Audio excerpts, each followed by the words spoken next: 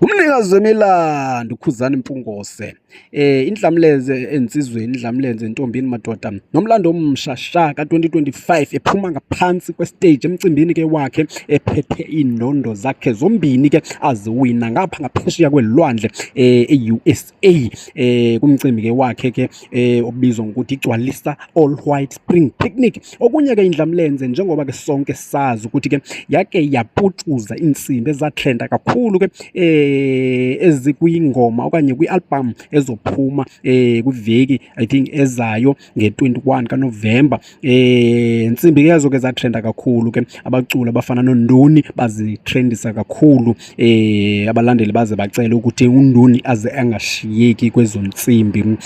Usevele-ke uKhuba wadedela uqobo lwayo lwengoma ezophuma phansi kwazo lezo nsimbi ezintsha. Khawufake-ke indlebe nawe up Khuba up Khuba up.